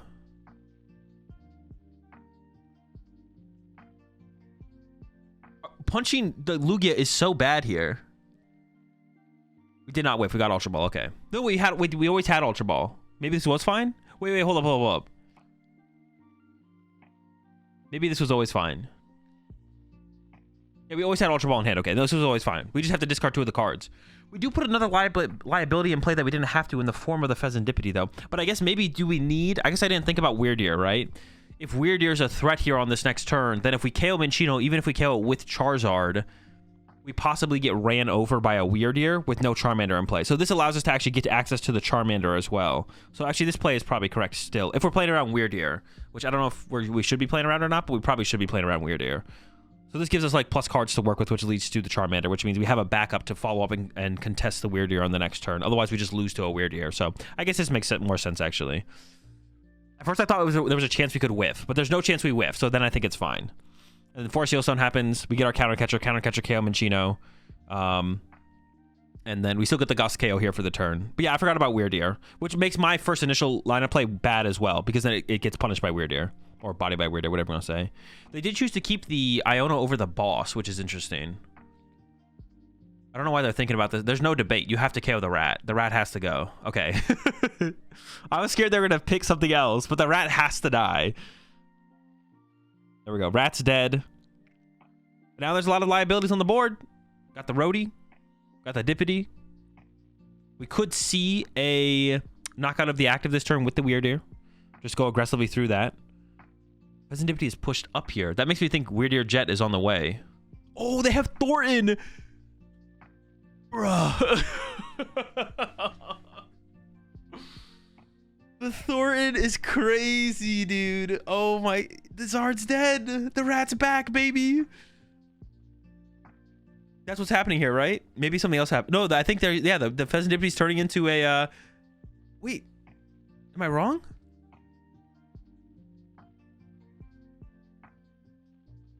Are they just going Pheasantipity KO Charmander off the bench? Is this still good? I thought we were going to see a Thornton into a rat and nuke the active, but they're going Dippity KO Charmander off the bench. They're trying to make up for their previous mistakes. They're like, I missed the Dippity play. I'm sorry for my mistakes. I will now KO the Charmander off the bench. No, I think this is still probably fine for the prize trade, though, because your rat still survives. The only problem with this play is if Rotom and Pheasantipity get taken out of play with, like, Collapsed, Turo, Thornton. If Rotom and Dippity can be removed from play, then after you go KO Charmander, and then you go... This Minccino is probably going to die, but you can go Thornton, the Pheasantipity, into a different rat, and then that rat KOs Charizard, and you go Lugia or Ursaluna, KO Rotom or Pheasantipity. The only problem with this play, though, is if these two get removed from play, you actually don't have another 2-prizer to close out the game on. But, yeah. Looks like it's going to be the Dippity done on the Mander here. And actually, we get access to Counter Catcher next turn for the Lugia player. This is why I was also... this is why I was, like, questioning the getting rid of the boss there on that last turn from the Charizard player. Because, like, boss is, like, really good in this matchup. Chasing Chops, chasing Mincinos. Pretty important stuff. They did top deck Prime Catcher there, though. So they do have Prime Rat... Prime Rat Iono, which also sends the Thornton back to the deck, which is pretty good. They don't know that the Thornton's in the hand, but it's pretty good there. And then we see the Pidgeot being used here. Maybe too aggressively, though. They're going for Poffin, but they don't have any Charmander in the deck. I feel like the Iono should have been played first, it looks like, to have drawn into one of those. They also had Dippity, too. They were really aggressive with this Quick Search here. Do they play Squawkabilly? I think I see Squawkabilly in there. They go for the Nest Ball. Gonna be for Duskull. Radzard for later. Okay, that's fine. I feel like you want the... Actually, having the threat of another Charizard, does that matter too much? Maybe that doesn't. Maybe the Radzard is fine to take over from here, actually. Yeah, it's probably going to be hard for them to play down to that board state with no liabilities in play. I think Rotom or Fezandipity will be caught here in play at the end of the game. Or as we get towards the end of this game. Because like I said, you could... Some combination of... there's Poffin, but I think it's just a burnout. I don't think there's any Charmanders. There's a Duskull, which could lock a Rat out. This could be a way to respond to a Thorntoned Rat. But also on the other side here now... Well... Yeah, on the other side here now, you don't have to KO the Charizard this turn. You could go boss KO, but then Radzard should be sent up as a follow-up, which means you kind of want to KO the Charizard this turn if you can. Because otherwise Radzard could be in the active next turn, and then you'll need Gust plus Thornton, but you can't Gust and Thornton in the same turn, unless you do the Counter Catcher, which I think they play. I think it's on the bottom of the deck now. Yeah, the Counter Catcher is on the bottom of the deck. They do play Counter Catcher. So can I get involved still at this point? All right, yeah, the Dippity's being loaded up. They don't have the Thornton yet, but Luminion could find it. There's another attach. There's Luminion for the Thornton. There it comes. Big Rat swinging. There's no... Wait, actually, hold up. Big Rat knockout. On the other side, pop Dusknoir. Oh, we don't have a Charizard, so you can't Briar. Never mind. I was gonna say, you could Briar on the next turn. You could actually win next turn with Briar. But you can't do that. That's cheating. There's a draw through off the Fez. I have to assume there's a big Rat here to work with. You're in trouble if you don't have the Rat knockout. Great Ball. Oh. There's the Rat. That's sick. The Thornton play is sick here. There we go. Goodbye, Fez. Hello, Rat. We get the big knockout, and now we can close out the game on the next turn with Lugia KO Rotom or Ursaluna KO Fezandipity. So even if Rotom leaves play, we still have an attacker that can KO the Fezandipity on the next turn. And also, wait, I think we still have Legacy Energy. We still have Legacy Energy here. And if they do take a knockout this turn, they're only drawing one prize card on the Chinchino. They're only getting one prize. They have 4 prize cards left. They're only getting 1 on the Rat. And you have to respect the Rat here, I feel like. You could ignore the Rat, though. You actually, hold up. And maybe you do ignore the Rat. You could go Counter Catcher Luminion. Okay, so the play here could be Counter Catcher Luminion plus Bench Charmander and Iono to 2. It doesn't have a gift, so they want to get the gift draw. And then next turn you go Candy Dusknoir, Knockout Chinchino, plus Candy Charizard. That's a lot. It's 2 candies. Candy Charizard, Knockout, whatever gets pushed to the active. Now, theoretically, a Legacy Energy would be put in play on something on the bench that then gets pushed. So you'd also need Counter Catcher or Boss to bring up the Lugia to KO it. Or something else. But that would be a line here, I think. Wait, we still have Legacy Energy, right? Have we used it up to this point? I don't think Legacy Energy has been used, right? No, I don't think so. Either way, he needs to go back on even prizes, so Dippity attack seems correct without access to hands. I don't think you don't have to go back on even prize cards. You could like make your... If you go back on even... The thing is, if you go back on even prize cards, it gives them access to Radzard. So if you stay off even prize cards, they can't use Radzard. Yeah, I don't think you had to give... And also, if you go to even prize cards, well, you don't make it unnecessarily easier to use Briar. But yeah. Briar, Dusk, VKO. No, there's no Terra Pokemon on this side. You can't Briar. Well, you could play Briar right now, but you're not going to get the value out of it because there's no Terra Pokemon. Yeah, you don't have to stay on you don't have to go back to even prize cards in that situation. You could just go KO 1 prizer and then go and then go 2 prizer, 2 prizer, 2 prizer. And then it keeps you off of 2. So if they want to get access to Briar, they have to have a Dusknoir pop to actually get access to Briar. So you'd keep them off of Briar at that point. So actually you definitely don't have to. If there was like some reason to draw prize cards in a certain way to stay off of Briar, that would make sense, but that's like not present in this game either. It's just easier to KO a Charmander than it is to KO a 2 prize Pokemon. That is true, but you don't have to do that route.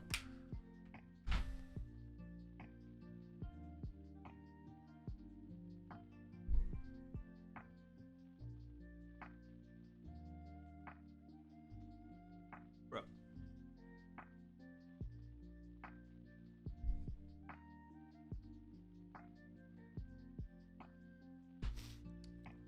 All right, TM Devo. Oh, wait. I forgot about TM Devo. Go to 2 chops. And there's a Roxanne, actually. So yeah, Rad's RKO, the active, is pretty weak, because then it leaves no possibility for Dusknoir to get involved. So I think we need to find like a counter catcher here. Counter catcher KO Luminion is like the play I think that makes the most sense. We'll see if they get there.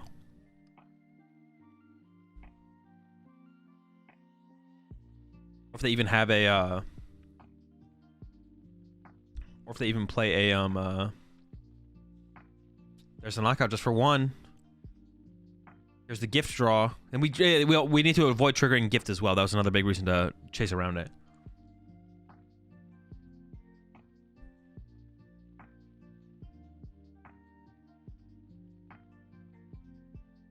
All right.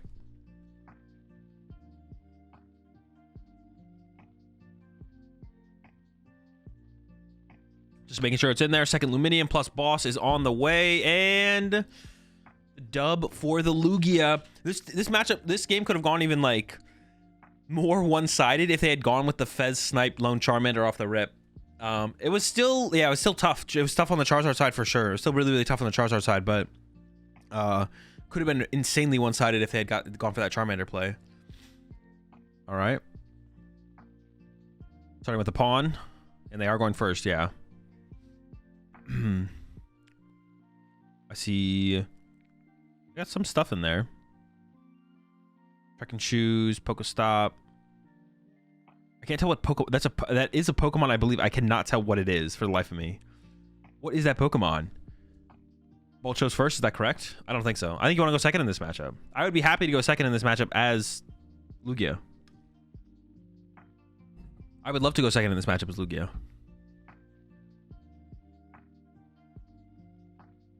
I feel like Raging Ball hits the turn one too often to want to go second. Or to want to go first. Lugia players have told me they still like going first versus Bolt. Well, Lugia players are Pokemon players, and Pokemon players are often wrong, so... Wasn't Lugia versus Raging Bolt the last finals that happened for Champions League? Yeah, their nationals was Raging Bolt versus Lugia, yeah. Like, good Lugia players? Good, bad... Pokemon players will be Pokemon players. Azul is right.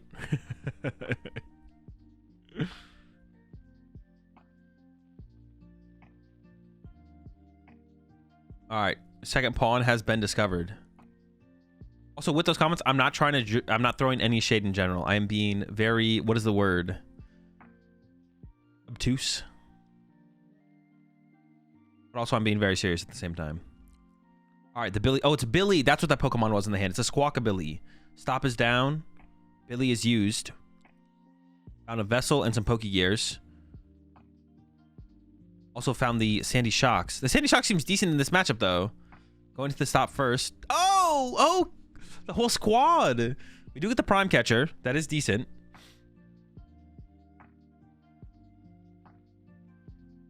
This matchup is pretty bad for Lugia if Bolt pulls the Briar. True, Briar definitely makes things different, actually. It's not something I actually really thought about too hard, to be honest. Briar does make things different. That definitely is a difference maker now. I don't know if it's a go first versus go second game changer though, but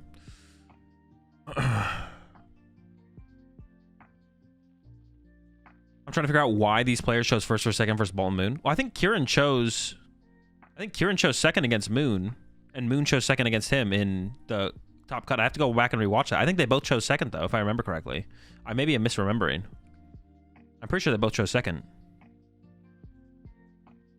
Did you ask Kieran specifically, Jesse, or other Lugia players? Well, that sucks. That is a missed to a Ursaluna and pass. That's not good. Folks, I got some bad news. Lugia is not the savior we're looking for. Sada's in. Not Kieran, but Top World's finishers, I asked. We also got the Vessel. I mean, yeah, we got the knockout on the Rat. And honestly, the knockout on the Rat is probably worth more than the knockout on the Ursaluna here. Actually, it's about the same. Finals is best of one as well, I'm assuming. It is best of one, yes. It's so over. Now, it's still possible to... Well, hold on. It's still possible to make a comeback here as Lugia because you do have the Rat Chain plus Legacy. So the price trade... That's why this matchup is favored. Is because you have 2 to 3 1-prizers and then also a Legacy.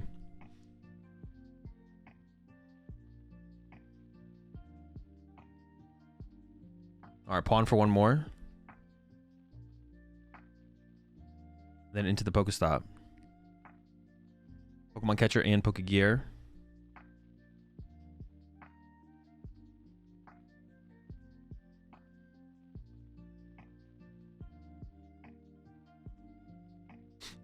Lugia players spreading misinformation online. They're trying to get that advantage later on. Don't we always want to choose first against Turbo decks? Usually, yes. Yes, exactly.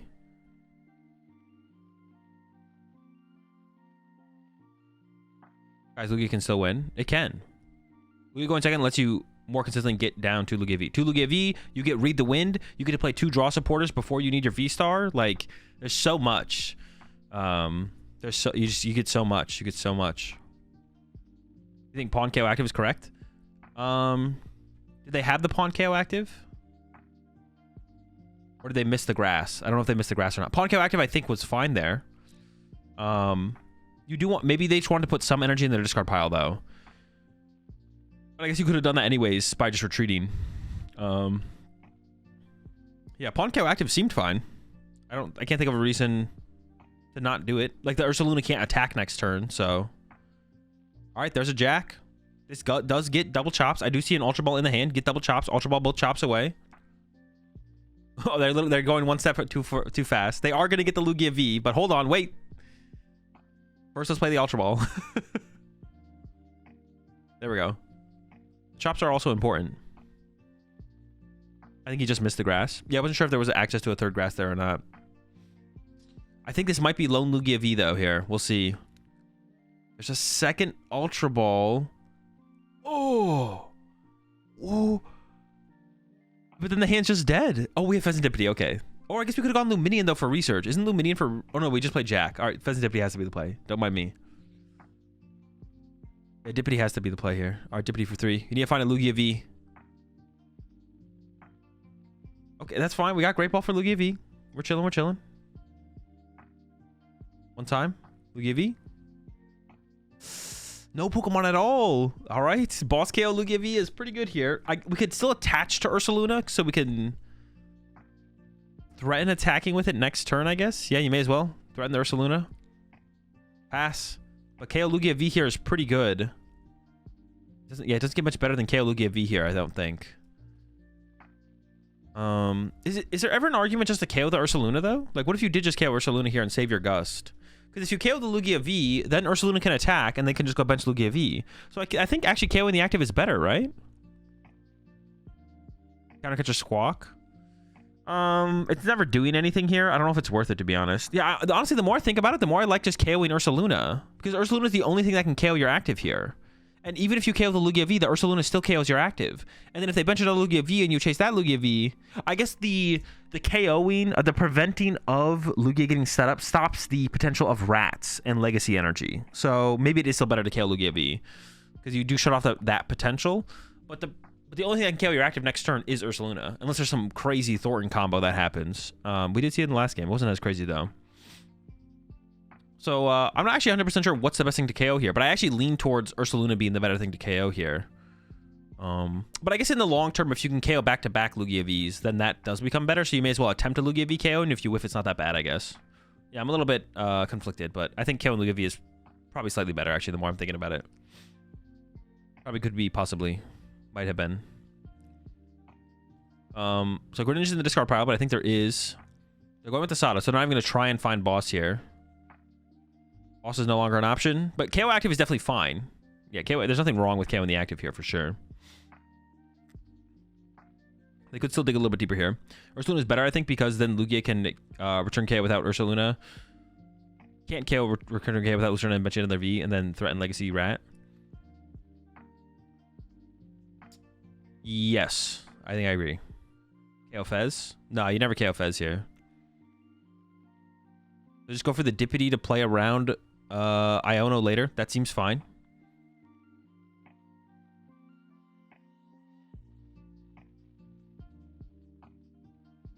Bro, player on the left totally drew 4 off Fez last turn. The player on the left didn't use Fez last turn. Do you mean the Lugia player? Do you mean the player on the right? Wait, unless you're talking about a previous game. All right, here's the knockout. Keep both Lightning Bolts set up. All right, there we go. Does Bolt ever play E-Hammer? Not very often, no. You shouldn't play around it, most likely.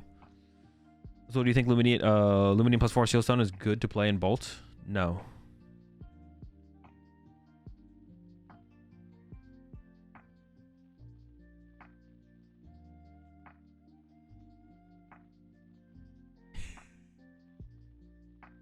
All right, here we go. Dippity for 3. We need Lugia V-Star. Dude. Stop. Oh, heads. We can go counter catch or KO something off the Dippity off the bench if we get heads on the. But even no, we can still make a comeback with Legacy, I guess. Heads. Lugia's in. All right, thank goodness. Otherwise, it was just over right then for sure. We do have counter catchers, so we can actually draw prize cards this turn. We can KO the Pheasant Dippity. It's still not a great spot, obviously, but it's something. It's something. And then for the Raging Ball player here, I mean, KOing the active is fine. Gust KO Pheasant Dippity is fine. I think Gust KO Dippity is probably the best play, but KO active is not terrible, obviously. It'd be all right. Should the Lugia player have hit the Pokestop first in turn 1? He has 2 arches in hands. Maybe I'd have to go back and watch the first turn, to be honest. All right, there's a knockout for 2. First 2 prize cards drawn. We're 2 attacks away from Raging Ball winning the game. There's no... Raging Ball always wins here if they get everything. There's nothing that can stop them at this point. KO the active for 2, into Gust KO for 1. Now the one line here, though, on the Lugia side is you can get Chinchino plus Legacy, and it makes it worth 0 prize cards. So the Lugia could get KO'd, and you go Chinchino, Legacy, knockout. And then if there is no Gust on the next turn, then you do win as the Lugia player. If you have a follow-up rat, you do need a follow-up way to take a 2 prize knockout. But if you can set up back-to-back rats, or even a Lugia, even getting a Lugia would be fine, to be honest, because the Lugia would lead to boss KO on a Ogerpon potentially. So it is still winnable here on the Lugia side. They have a route, but yeah, if the original player draws everything, and they're going through their deck pretty aggressively, there's a good chance they draw everything. They have a nice chance to recover the Pheasant Dippity this turn as well.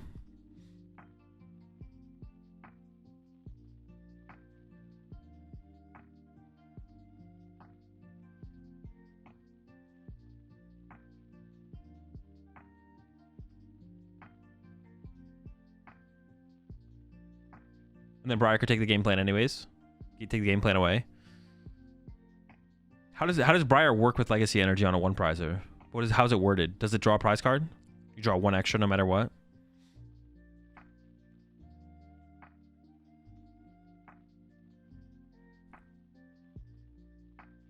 Prime Chinchino. Prime Chinchino would actually be decent because then it forces the Gust out of Lugia, which means they can't Iono. Prime Chinchino here doesn't seem terrible, to be honest. I don't hate it. Does it make sense? It seems okay. Yeah, actually, that might be the better play because then the Lugia player can't Iono you and take a prize card. Yeah, Prime Chinchino, actually, I kind of like that, actually. And then we have Palpad Boss next turn guaranteed, so... the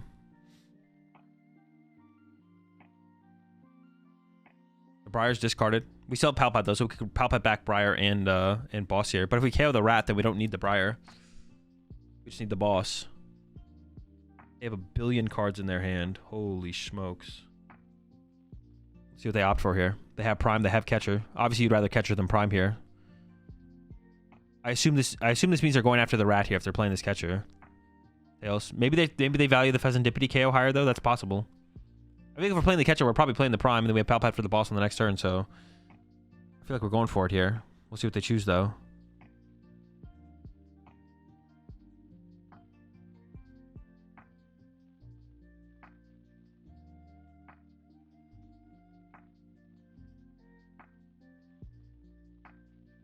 They're not even going for the Sada here. If they don't go for the Sada here, that makes me think they are definitely going for Prime Catcher KO Chinchino, though.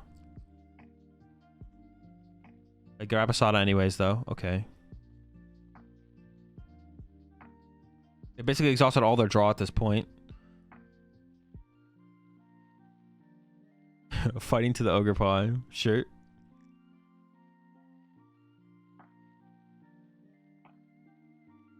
They are just going for the KO on the active. Okay. Seems fine. There's the 4. There's the knockout. 1 prize card left. Rat Legacy is a possibility. There's a boss in the deck. There's a boss in the deck, though. So even if you have an Iono here, there's almost a guaranteed shot that you draw into it. Yeah, there's just no... This is checkmate. This is checkmate. They can't win. It's not winnable. Maybe Iono can make it so that they don't draw... No, I don't think you can lose here. With Pheasantipity on the bench, I don't think you can lose. I think it's impossible to lose here. It's over. The Raging Bolt dub. Checkmate board state. Dippy for 3. It's not going to be enough, though. They do find the Iono. But I'm pretty sure it's like almost guaranteed here with Pheasantipity on the board. If you could KO the Pheasantipity here, then you had a chance. But we played Countercatcher last turn because we kind of had to. So now we don't have a way to get a KO the Pheasantipity this turn. Ball is toxic. Extremely toxic. There's the KO. There's the push. They need an energy and a boss. They have boss. They have Pheasant Stop. I don't know what's in the deck left right now. They just need 1 energy, though. There's a lot of outs left. I'm actually not sure what's best here. Pokegear shuffle the deck first. They already have the boss, so they don't need the boss anymore. It's a fail. They have Dippity for 3 into the Trekking Shoes. These aren't best order 3 for top cut. Nope.